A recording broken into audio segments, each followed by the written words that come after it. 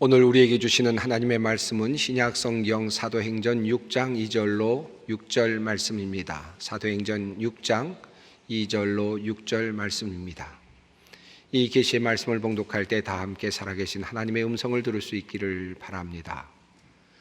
12 사도가 모든 제자를 불러 이르되 우리가 하나님의 말씀을 제쳐놓고 접대를 일삼는 것이 마땅하지 아니하니 형제들아 너희 가운데서 성령과 지혜가 충만하여 칭찬받는 사람 7을 택하라.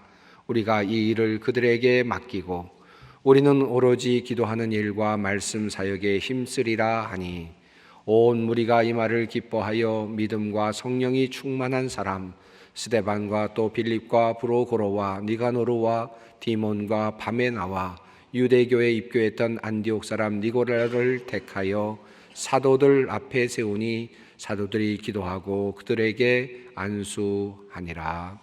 아멘.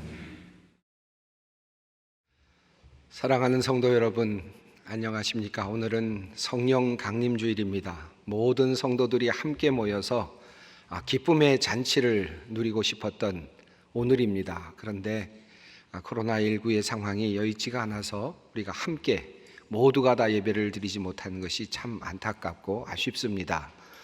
약속한 대로 우리 모두가 모여서 기쁘게 예배를 드리면 얼마나 좋을까 하는 마음이 계속 저의 마음속에 남아 있습니다. 지금도 오늘도 온라인으로 예배를 드리는 분들이 참 많이 계십니다.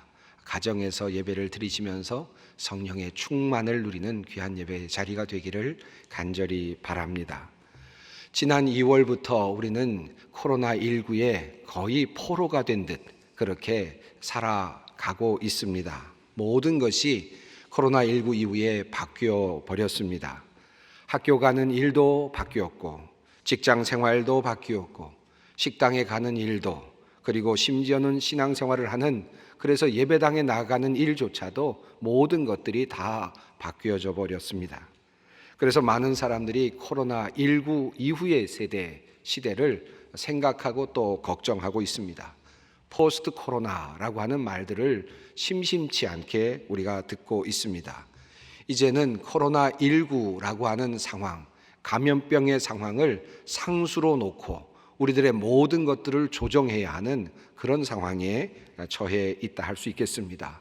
사업도 그렇고 교육도 그렇고 문화생활도 종교생활도 모든 것들을 이 코로나 감염병에 비추어 보면서 생각하고 또 결정해야 되는 그러한 특별한 상황 속에 우리가 있다고 할 수 있겠습니다.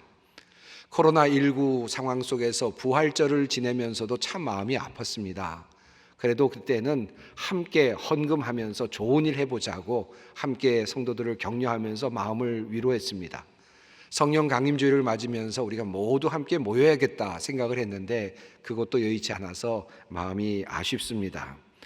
성령 강림절은 초대교회가 마가의 다락방에 함께 모여서 기도하고 있을 때 성령의 강림이 있었던 그 사건을 기억하면서 지키는 귀한 날입니다.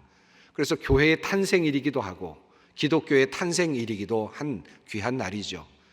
이 성령 강림주일의 가장 큰 덕목이 있다면 함께 모이는 것에 있었습니다.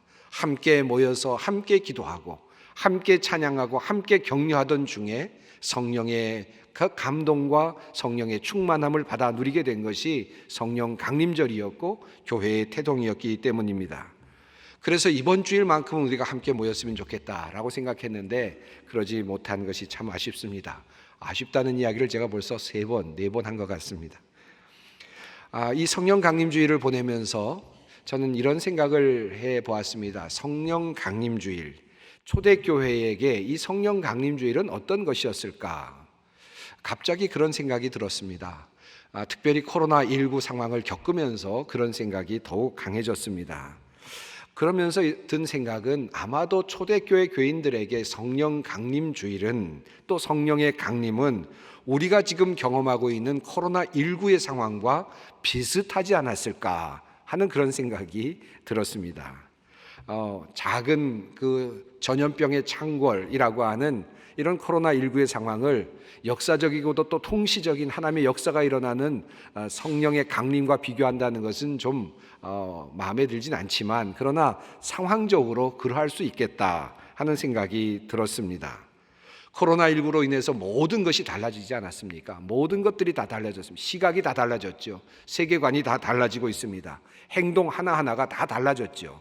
그런 관점에서 초대교회 교인들에게 성령 강림은 그런 모습이 아니었을까 하는 묵상을 해보았습니다. 코로나19로 모든 것이 달라졌듯이 초대교회 교인들에게 성령의 강림은 하나의 큰 사건이었고 모든 것을 바꾸는 새로운 시각이었을 것입니다. 세계관이 달라지고 삶의 패턴도 달라지고 사업하던 것도 달라지고 가정생활도 달라지고 교육을 하던 것도 달라지고 문화의 생활을 하던 것도 달라지고 종교적인 삶을 나누던 것도 또 달라지는 모든 삶의 태도와 패턴이 달라지는 그런 극적인 경험이 성령 강림과 함께 기독교 교인들에게 초대 교인들에게 나타나지 않았을까 하는 생각을 해보게 되는 것입니다. 이 말을 바꾸어 보면 코로나19로 인하여 이렇듯 삶의 모든 양태가 바뀌고 세계관이 바뀌고 있는 이때에 성령의 강림이 어찌 우리들의 믿음의 세계관을 바꾸지 않을 수 있겠는가라는 또 다른 질문이기도 합니다. 그리고 이 생각은 이런 질문으로 이어집니다. 우리는 과연 성령의 강림이라고 하는 이 엄청난 사건을 우리들의 삶의 상수로 변하지 않는 항상 두는 그와 같은 수로 그와 같은 상황으로 두고 있는가 하는 질문입니다. 세상 사람들이라면 모르겠지만 우리 믿는 사람들에게 성령의 강림은 우리 모두에게 현재의 코로나19와 같은 것과 같은 상수가 되어야 되지 않을까. 성령의 강림이 없었던 그 전과 성령의 강림이 있는 그 이후가 완전히 다른 그와 같은 삶이 되어야 하지 않을까 하는 그런 생각을 해보게 되었습니다. 처음 기독교가 태동하던 날, 교회가 탄생하던 그날, 성령께서 강림하시던 그날의 모습을 사도행전 2장은 이렇게 우리에게 알려주고 있습니다.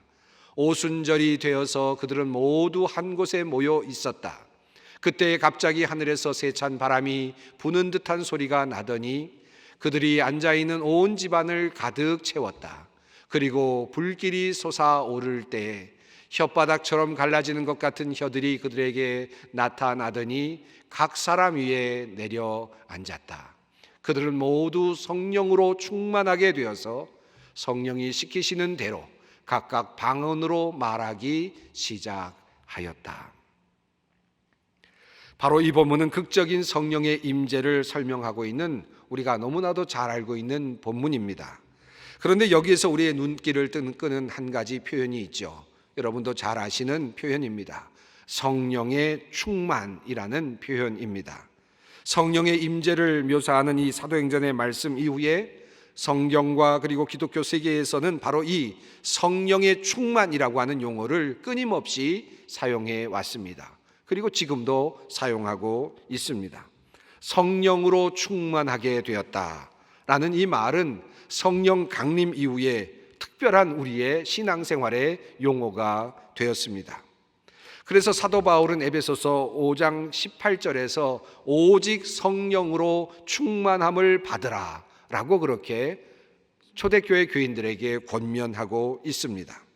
성령 강림 후에 그리스도인들에게 성령의 충만은 기독교의 심장과도 같은 말이 되었습니다. 그래서 성도들이 가장 동경하고 바라는 축복된 신앙의 형태, 양태라고 할 수 있습니다. 성도들이 도달하고 싶은 신앙의 목표 지점이기도 하죠. 많은 사람들이 꿈꾸는 것이 바로 성령의 충만을 받는 것입니다. 자, 그렇다면 성령의 충만은 무엇입니까? 어떠한 상태, 어떠한 모습이 우리를 성령 충만이라고 부르는 것인가 하는 질문입니다. 코로나19의 증상이 있지 않습니까? 어떠한 증상이 있으면 코로나19에 걸린 것이다 라고 하는 증상이 있습니다. 이렇듯 성령의 충만함을 받는 증상은 어떤 증상인가? 성령의 충만을 받는다는 것은 어떤 모습일까 하는 질문을 함께 던져보는 것입니다. 성령 충만이라고 하는 것은 우리의 멋진 골이고 하나의 목표 지점이기는 하지만 그런데 많은 사람들이 사실은 성령의 충만을 받는 것을 조금은 꺼려하는 경향이 있어 보입니다. 많은 분들이 이런 이야기를 하는 것을 제가 직접 들었습니다. 성령의 충만을 받으라 또는 성령 충만과 같은 이야기를 하면 어떤 교인들은 성령의 충만은 조금 이따 받았으면 좋겠습니다. 성령은 조금만 받았으면 좋겠습니다. 이렇게 이야기하시는 분들이 종종 있었습니다.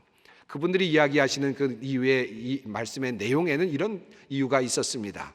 성령의 충만을 받으면 이 세상의 모든 삶을 다 정리하고 선교사로 나가거나 특별한 일을 하거나 방언을 하거나 특별한 은사를 가지고 생활을 해야 하는, 그래서 모든 일상생활이 다 끊어지는 그와 같은 것으로 생각하고 성령의 충만을 받는다는 것을 조금 꺼리는 그런 분들도 많이 보았습니다. 사실 그럴까요? 물론 일부 하나님의 부르심을 받고 나아가는 그런 교육자들이나 또는 특별한 부르심을 받는 사람들에게 그것은 적용될 만한 일입니다. 그러나 우리 모두가 성령의 충만을 받는다는 말이 모두가 다 일상을 포기하고 모두가 다 모든 것을 포기한다는 말의 의미는 아닙니다. 오늘 이 성령 충만이라는 말의 뜻이 무엇인지 함께 찾아보며 그 말씀의 의미를 함께 상고해 보고자 합니다. 우선 성령의 충만을 이야기하기 전에 충만함이라고 하는 단어가 말하는 명확한 의미를 살펴볼 필요가 있겠습니다. 헬라어에서 충만하다, 가득하다라는 뜻을 가진 단어가 여럿이 있습니다. 그 중에서 성령 충만과 관련돼서 많이 나타나는 단어가 두 용법이 있다고 합니다. 바로 동사로 플레로라고 하는 단어 관련해서 또 형용사로는 플레레스라고 하는 그런 단어 사용되는 용법이 하나 있습니다. 그리고 동시에 또 다른 방편에서 플레소라고 하는 단어와 함께 핌프레미라고 하는 단어의 용법이 있다고 합니다. 플레로라는 말이나 플레소라는 말이 발음이 비슷해서 여러분 구별이 잘 안 되실 것 같아서 그것은 좀 빼고 플레레스라는 단어와 핌프레미라는 단어를 좀 구별해서 여러분과 함께 오늘 말씀을 좀 설명을 드려보려고 합니다. 이 단어들이 성경의 여러 곳에서 가득하다라는 의미로 사용되고 있습니다. 성령 충만이라는 단어에도 이 두 가지 단어가 함께 혼용되어 사용되고 있습니다. 플레레스라고 하는 단어가 어떤 곳에서 사용되고 있고 또 어떤 곳에서는 핌프레미라고 하는 단어가 사용되고 있습니다. 비슷하게 일반적인 의미로 사용되기도 하고요. 그리고 사실은 또 때로는 교차적으로 의미가 사용되기도 합니다. 그런 의미에서 어떤 원칙이 없어 보이기도 하는데, 그런데 자세히 이 단어들의 용법을 살펴보면 나름의 그 원칙이 있는 것을 알게 됩니다. 그것을 오늘 여러분과 함께 조금 나누려고 합니다. 먼저 살펴보고 싶은 단어는 핌프레미라고 하는 단어입니다. 이것은 만족하다, 채우다라는 의미이지만 가득 차다, 꽉 차다라고 하는 꽉 차는 상태를 좀 특별하게 설명하는 그런 용어라고 합니다. 그러다 보니까 순간적으로 가득 차는 그런 표현들을 표현하는 데 사용되는 그런 단어이기도 합니다. 성경의 용례를 살펴보면 조금 더 잘 이해하실 수 있을 것입니다. 헬라어로 번역된 구약 성경의 에스겔서 16장 28절에는 성적인 만족이 이루어지는 그런 의미로 사용되기도 했습니다. 누가복음 5장 7절에 예수님께서 제자들에게 그 디베랴 바닷가에서 바다에 그물을 던지라라고 말씀하지요. 그때 제자들이 바다에 그물을 던집니다. 그때 그물이 찢어질 만큼 고기를 잡게 됩니다. 동료들에게 손짓을 해서 오라고 합니다. 그래서 배에 가득 싣게 되죠. 그때 배에 가득 채우니라고 하는 그럴 때 사용되는 용어가 바로 핌프레미와 관련된 용어입니다. 갑자기 쏟아지듯이 채워지면서 가득 차게 되는 그 어떤 그런 상태를 표현하는 용어입니다. 마태복음 22장 10절에서 주인이 혼인잔치에 초대를 합니다. 그런데 사람들이 오지 않죠. 그러자 그 주인은 혼인잔치에 누구든지 다 불러서 채우라고 그렇게 이야기를 합니다. 그때 혼인잔치에 사람들이 가득 채워집니다. 마태복음 22장 말씀입니다. 종들이 길에 나가 악한 자나 선한 자나 만나는 대로 모두 데려오니 혼인잔치에 손님들이 가득한지라. 여기서 사용된 단어도 같은 단어입니다. 순간적으로 꽉 채워진 것을 강조하기 위해서 사용된 그런 용법이라고 볼 수 있겠습니다. 누가복음 4장 28절이나 또는 6장 11절, 5장 26절 등에도 비슷한 용법들이 많이 나타납니다. 예수님께서 중풍병자를 고치셨을 때 5장을 보면 이런 말씀이 나옵니다. 모든 사람이 놀라 하나님께 영광을 돌리며 심히 두려워하여 이르되 오늘 우리가 놀라운 일을 보았다 하니라. 여기에서 심히 두려워하여 라고 하는 표현이 바로 원어로는 두려움으로 가득 차서라는 그런 표현입니다. 이때 두려움이 갑자기 몰려오면서 가득 차게 되는 것, 꽉 차는 것, 그 상태를 표현하고 있습니다. 그러니까 순간적으로 두려움이 몰려오는 그런 표현이라고 할 수 있겠죠. 6장도 마찬가지입니다. 예수님께서 손이 오그라든 사람들을 안식일에 고쳐주셨지요. 그때 바리새인들과 서기관들이 화를 내었다라는 표현이 나옵니다. 여기서 화를 내었다라는 표현은 우리의 표현이지만 헬라어 표현으로는 화로 가득 채워졌다라는 표현입니다. 갑자기 화가 나서 화가 가득 채워졌다라는 뜻이죠. 여기서 사용된 용어들이 바로 핀프레미의 용법들입니다. 즉 순간적으로 화가 머리끝까지 치밀어 올랐다는 그런 표현이겠습니다. 이러한 표현들이 성령 충만과 관련해서도 많이 나타나고 있습니다. 누가복음 1장 15절 말씀 속에는 엘리사벳이 마리아와 함께 만나게 되는데 그때도 엘리사벳이 성령이 충만해서 예언하는 장면이 나옵니다. 이때도 갑자기 성령이 충만해지는 그런 모습을 표현하고 있습니다. 사가랴가 성령의 충만함을 받아서 예언할 때에도 마찬가지 용법입니다. 그리고 예루살렘 공회 앞에서 베드로가 서서 성령이 충만하여 말씀했다라는 사도행전 4장 8절의 말씀도 그와 같은 핀프레미의 용법을 사용하고 있습니다. 급하게 성령께서 역사하시면서 능력을 발휘하시는 그와 같은 상태를 표현하고 있습니다. 즉 성령이 충만이라고 하는 말씀을 할 때 핀프레미의 이 단어의 용법은 독특하고 특별한 상황 속에서 일어난 성령님의 주도적이며 계시적인 사건을 나타낼 때 종종 사용되고 있습니다. 문제의 해결을 위한 성령의 역동적인 역사의 개입이 일어날 때 사용되는 그런 모습들입니다. 하나님께서 특별할 때에 성령의 충만함을 허락해 주시는 모습을 우리는 성경 속에서 많이 발견하게 됩니다. 성령의 충만함이란 이 관점에서 본다면 성령의 충만이 우리 안에 항상 머물러 있는 것이 아니라 순간적으로 일시적으로 우리 안에 머무는 특별한 성격일 수 있다는 사실을 알려주고 있습니다. 마치 우리에게 맡겨진 하나님의 일을 할 수 있도록 특별한 시간에 특별한 자리에서 하나님께서 능력으로 함께 해주시는 것을 설명하고 있는 것입니다.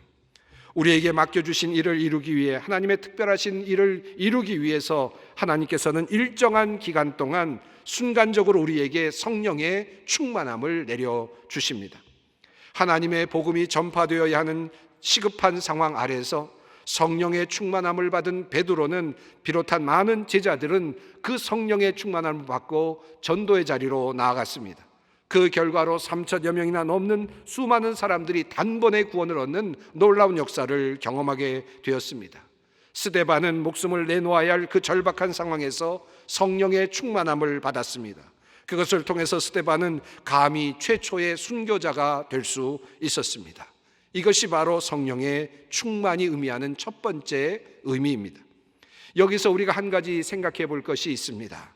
성경이 말하고 있는 성령의 충만함이란 하나님께서 우리에게 하나님의 일을 할 수 있도록 일시적으로 주시는 그 성령의 충만함이라는 사실입니다. 이러한 성령의 충만함의 그 안에는 방언이 있고 그리고 능력이 있고 권능이 있고 병고침이 있습니다. 그러나 이 모든 것은 하나님의 뜻을 이루고 복음을 전파하기 위한 사역을 위한 것이지 사람을 위한 것이 아니라는 사실을 분명하게 기억할 필요가 있습니다. 성령의 충만은 사역을 위해서 하나님께서 주시는 선물이지 사람을 위하여 주시는 하나님의 선물이 아니라는 말씀입니다. 성령의 충만은 사역을 하고자 하는 사람들에게 주어진 선물입니다. 하나님의 복음을 전파하고자 노력하는 사람들, 하나님의 복음을 전파해야 할 그 상황 속에서 하나님께서 특별하게 주시는 능력의 그러한 선물이었습니다. 그런 의미에서 성령의 충만의 의미는 이런 것입니다. 병자가 생겼습니다. 그래서 하나님께 기도를 드립니다. 그때 온 교우가 한 마음으로 정성껏 한 마음으로 열정으로 기도합니다. 온 교우가 성령으로 충만해집니다. 그리고 병자가 고침을 받습니다. 이것이 바로 성령의 충만입니다. 설교자가 말씀을 선포합니다. 그런데 설교자와 그리고 온 교우가 성령으로 충만해집니다. 하나님의 선물이 주어집니다. 그 말씀을 기쁨으로 받아들입니다. 모두가 변화를 경험합니다. 이것이 성령의 충만함입니다. 소유가 아닙니다. 어떤 사람의 소유물이 아니라 사역을 위해서 하나님께서 주시는 귀한 성령의 선물인 것입니다. 그러므로 핀프레미의 이 성령의 충만함은 언제나 채워주실 수 있는 하나님의 그 역동성이 자리하고 있습니다. 언제든지 필요할 때 하나님의 때에 우리에게 채워주시는 하나님의 능력인 것입니다. 우리가 지금은 가지고 있지 않지만 필요하면 주님께서 주시는 것입니다. 언제나 하나님의 능력을 경험할 수 있는 충만함입니다. 사랑하는 성도 여러분, 이런 충만함 받고 싶지 않으십니까? 두려우십니까? 하나님의 일을 하려고 할 때 하나님께서 능력으로 주시는 그 놀라운 역사, 얼마나 귀한 역사입니까? 하나님께서 성령의 강림과 함께 우리에게 주신 귀한 선물입니다. 이에 비교되는 또 다른 의미로 사용되는 충만함의 단어가 있습니다. 물론 이 단어도 같은 어원에서 나온 것이긴 합니다만 조금 다르게 성경에서 사용되고 있는 용례입니다. 이것은 바로 플레로 또 플레레스라고 하는 단어입니다. 이 단어는 점차 충만해져가는 과정에 초점을 맞추고 있는 듯 보입니다. 예를 들어서 누가복음 5장 12절에 온몸에 나병이 덮인 환자에 대한 이야기가 나옵니다. 거기에서 나병이 덮였다라는 표현이 바로 이 충만이라는 뜻을 가진 플레레스입니다. 온몸에 나병이 서서히 잠식해 들어가는 과정을 강조하면서 그 결과로 온몸에 나병이 가득하게 되었다, 충만하게 되었다, 이렇게 표현되는 방식입니다. 사도행전 9장 36절을 보면 다비다에 대한 설명이 나오는데 이곳에서도 가득하다라는 표현이 나옵니다. 9장 말씀입니다. 요바에 다비다라 하는 여제자가 있으니 그 이름을 번역하면 도르가라. 선행과 구제하는 일이 심히 많더니. 여기 선행과 구제하는 일이 심히 많더니라는 이 표현이 헬라어로는 플레레스, 다시 말하면 가득했다라는 표현입니다. 하루아침에 구제와 선행이 하루아침에 가득하게 되었겠습니까? 하루하루 이어지는 시간 속에서 순간적인 구제나 선행이 아니고 계속되는 선행과 그리고 구제, 그 가운데서 점점 더 채워져 가는 그와 같은 모습을 설명하고 있는 것입니다. 물론 때로는 플레레스가 때로는 순간적인 가득함을 표현할 때도 있습니다. 그래서 이런저런 단어들의 사용 때문에 어떤 분들은 이와 같은 분류를 동의하지 않는 학자들도 있습니다. 하지만 플레레스와 핀프레미의 이와 같은 분류는 흥미로운 관점을 우리들에게 알려주고 있습니다.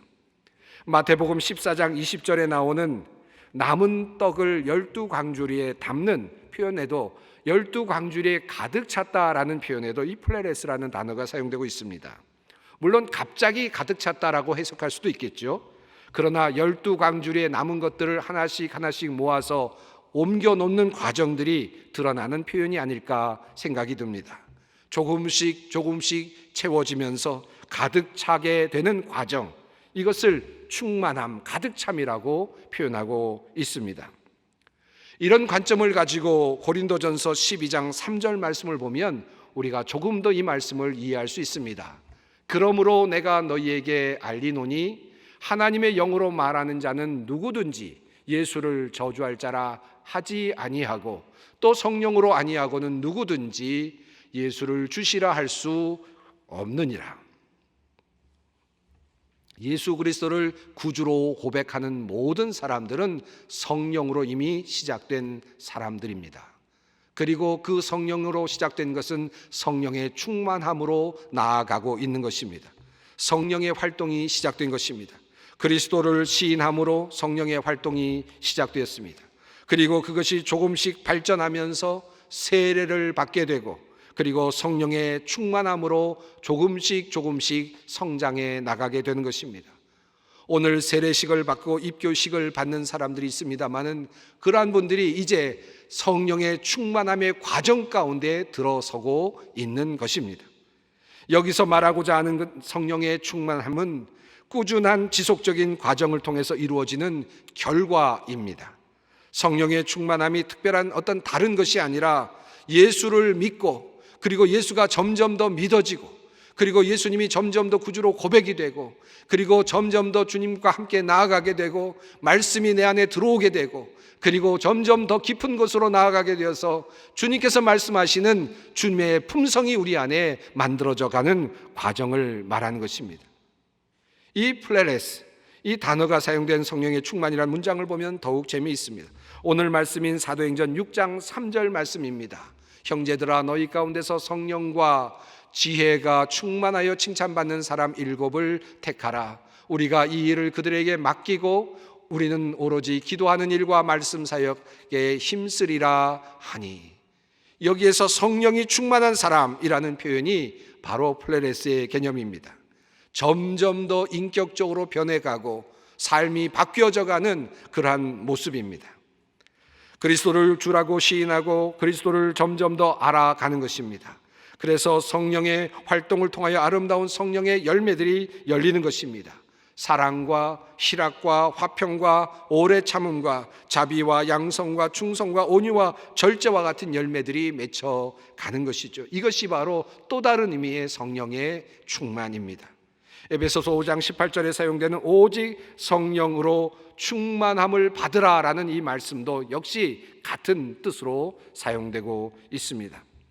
성령의 충만을 말할 때 과정을 중시하는 그런 플레레스의 관점에서 본다면 성령의 열매가 귀하지요. 그러나 순간적으로 일시적으로 상황을 중시하는 핀프레미의 입장에서 본다면 성령의 은사 또한 귀중합니다.